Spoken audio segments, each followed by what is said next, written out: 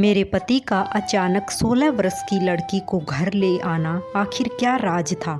हमारी नई नई शादी हुई थी। शादी के बाद मैं और मेरा पति दोनों बड़े शहर में आ गए। हम दो ही लोग हैं। एक बड़ा फ्लैट है। मेरे पति की अच्छी जॉब है।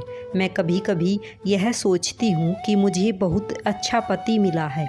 शहर में आए अभी हमें कुछ दिन ही हुए हैं, तभी मेरे पति एक 16 वर्ष की लड़की को एक दिन घर ले आए। कहा कि गरीब है, इसे काम की ज़रूरत है। मैंने कहा ऐसा क्या काम है, हम दोनों का काम मैं अकेली कर सकती हूँ। लेकिन उन्होंने बोला यह यहीं रहेगी और कुछ काम करेगी। मैंने बोला ठीक है। किसी अजनबी जवान लड़की को इस तरह अपने घर में रखना मुझे कुछ समझ नहीं आया, वो भी तब जब मैं मना कर रही हूँ।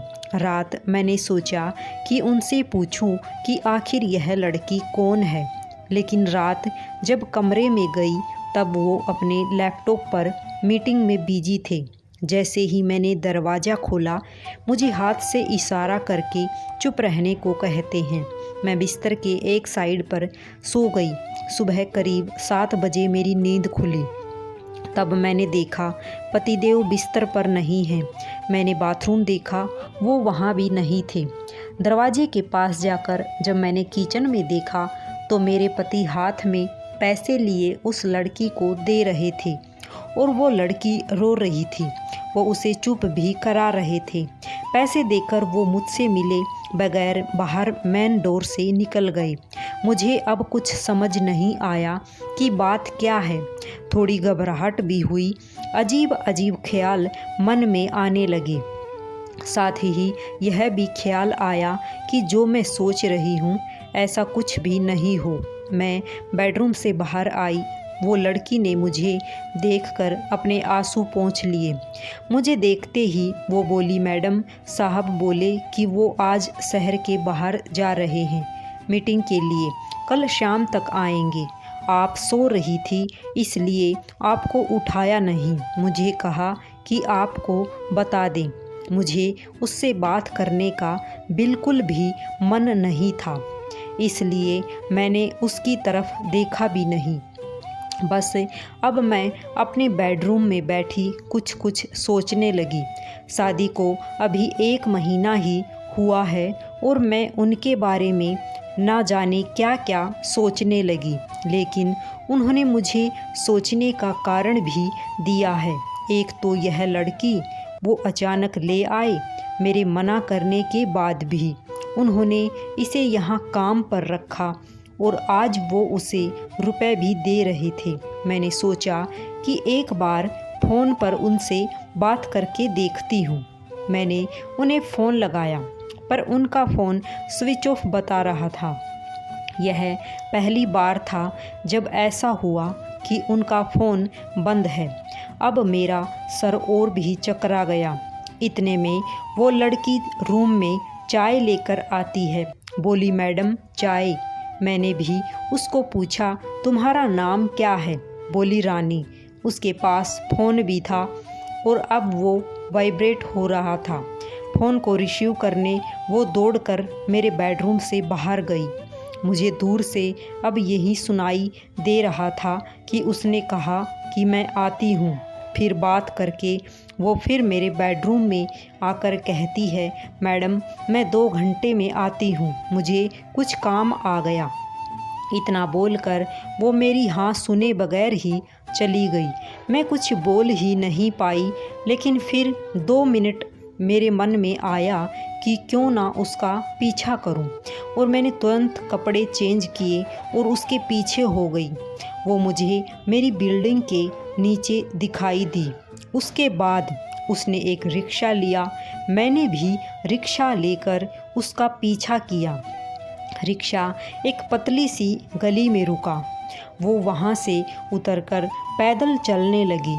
बहुत सारे छोटे छोटे घर से होते हुए वो एक घर के आगे पहुँची। मैं लगातार उसका पीछा कर रही थी। क्यों कर रही थी, क्या जानना चाहती थी, इसका मुझे कुछ पता नहीं था। बस मैं उसके पीछे थी। दरवाज़ा खुला और खुलते ही वो लिपट गई। उसकी माँ से ज़ोर से माँ और बेटी दोनों रोने लगी। दरवाज़ा बंद करना भी भूल गई। मुझे लगा कि अब मुझे सामने जाकर बात करनी होगी कि परेशानी क्या है। मैं उसके सामने गई। मुझे देखकर लड़की बोली, मैडम आप यहाँ पर? मैंने कहा, तुम्हारे साहब बोल कर गए थे कि तुम्हारा ध्यान रखना।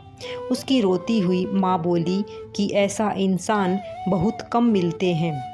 मैंने पूछा, क्या परेशानी है, आप मुझे बताएं। माँ बोली कि इसके पिता साहब ऑफिस में सिक्योरिटी में नौकरी करते थे। अचानक हार्ट अटैक से उनका देहांत हो गया। इसका एक भाई है, लेकिन उसे पीने और जुए की लत है। वो मेरे पास एक पैसा नहीं टिकने देता था। मैं अपनी परेशानी लेकर साहब के पास गई और उन्होंने पैसों से हमारी मदद की। साथ ही उन्हें जब मैंने बताया कि इसका भाई ऐसा है, तो उन्होंने कहा कि इसका यहाँ रहना सही नहीं है, इसलिए वो इसे अपने घर को ले गई। मैं इनकी बातें सुन ही रही थी कि उनका फ़ोन आया। मैंने फ़ोन रिसीव किया। मेरे पति बोले कि उनका फ़ोन रात में मीटिंग की वजह से चार्ज नहीं था, इसके कारण बंद आ रहा था। मुझे पूछा कि कहाँ हो, तो मैंने बोला कि मैं उनके घर आई हूँ। वो बोला, हाँ मैं रात में तुम्हें बताने वाला था, पर मीटिंग की वजह से लेट हो गया और तुम सो गई। मुझे उस समय जो सही लगा वो मैंने किया, इसलिए मैं उसे तुम्हारे पास ले आया। मैंने कहा, बिल्कुल ठीक किया आपने। लड़की को लेकर फिर मैं अपने फ्लैट चली गई। अब मैं उसे और अपने पति दोनों को ज़्यादा प्यार करने लगी। अगर किसी गरीब की मदद की ज़रूरत हो तो हमें उनकी मदद ज़रूर करनी चाहिए। जीवन में सुख दुख आते रहते हैं, कब किसके जीवन में सुख आ जाए और कब दुख आ जाए यह किसी को पता नहीं है। इसलिए हमें दूसरों की मदद करते रहना चाहिए, क्योंकि जीवन में कभी भी हमें भी किसी की ज़रूरत पड़ सकती है। वह लड़की अब हमारे साथ हमारे घर में रहने लगी और मैं उसे प्यार से रखने लगी। वह काम में हाथ भी बटाती थी और हम खुशी खुशी रहने लगे। अगर कहानी पसंद आई हो तो चैनल को सब्सक्राइब अवश्य करें। सभी को राधे राधे, सभी को जय श्री कृष्णा।